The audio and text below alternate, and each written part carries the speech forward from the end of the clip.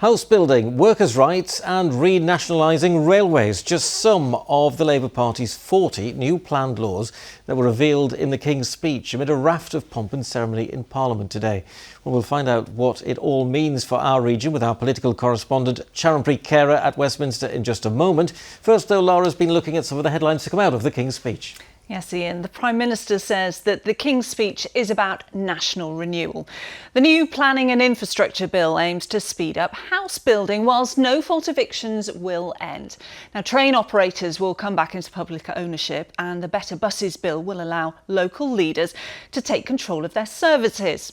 A new Council of the Nations and Regions will be created and new powers will be given to metro mayors and combined authorities in England. Elsewhere, there's a new Industrial Strategy Council, which is tasked with increasing living standards. A new Border Security Command will tackle immigration, and there are new bills on employment rights. There's a football governance bill, plus new limits on the sale and marketing of vapes, and the VAT exemption for private schools will end with the aim of funding 6,500 new teachers. So let's cross to Westminster and our political correspondent Charanpreet Kera as promised. And Charanpreet, that was some of the detail. What's been the reception? Well, Ian, the King's speech, or previously the Queen's speech, might happen every year, but it's worth remembering that this is the first time in 14 years that it's happened under a Labour government. So as well as the normal pomp and ceremony that comes with the state opening of Parliament, today had a tone of celebration too. A lot of what we heard from Lara just there was already expected. We knew it was going to happen from the manifesto, but nevertheless, some of the optimism from the huge Labour win in the election seems to have persisted for the party. A parade of red and gold to mark the changing of the guard. A new parliament with a new Labour government. My government believes that greater devolution of decision-making is at the heart of a modern dynamic economy. King Charles set out 40 new bills intended to improve lives and unlock growth. Lots to do. Wow. By when? Watching in Sheffield, coffee roaster Fraser Habershon was impressed by the scale, but keen for specifics. Let's see what they come out with. Yeah, obviously they're not going to go through detail exactly what that's going to look like, but I think the average person of having, you know, their bills tightened up and then obviously all the home things, that spending gets tightened up and it affects small SME businesses like us.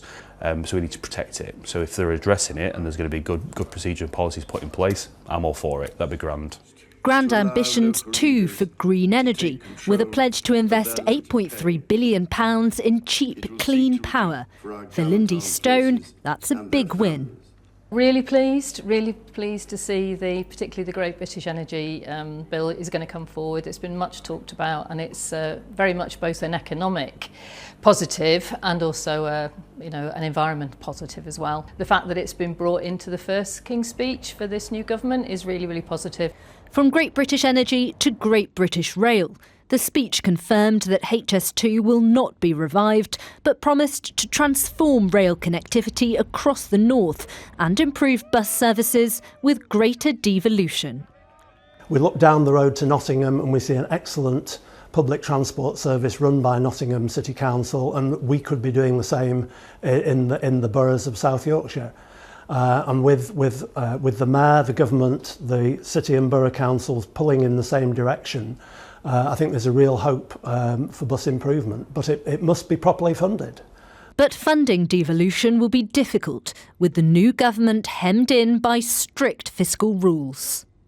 There's a lot in there, and I'll particularly mention the powers around devolution. I think that's going to be really important for our mayors and our local authorities. But without extra money to invest in these projects, is it more of a wish list?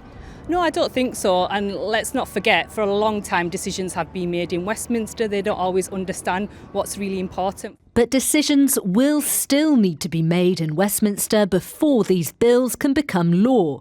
It was happy families amid today's festivities, but Richmond and Northallerton MP Rishi Sunak was quick to remind Labour that his role as leader of the opposition begins now. On this side of the House, will hold them accountable for delivering on the commitments that they made to the British people. In the national interest, we will not oppose for the sake of it, but when we disagree with a government, It is our responsibility as the opposition to say so. We'll be there holding their feet to the fire on issues where it matters most to our local constituents. We'll have more say in the chamber than ever before, more impact and clout when it comes to debates, when it comes to select committees, and we'll have 2 guaranteed PMQs every week. After a tense election, there may be no love lost between Keir Starmer and his opponents. But with Labour's hefty majority in this new parliament, they'll be hoping it's full steam ahead with their programme for change. Yes, they most certainly will. Well, just finally, Sharon Preet, what are the potential pitfalls for the new Labour government?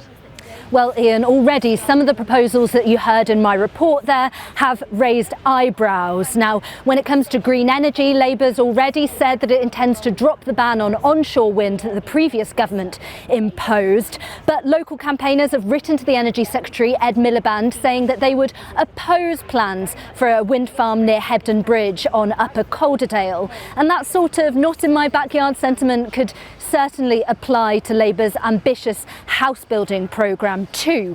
Now, the debate over all the bills contained in the King's Speech begins today. It will go on for about 5 or 6 days, and the flavour of that debate will set the tone really for the rest of this new Parliament.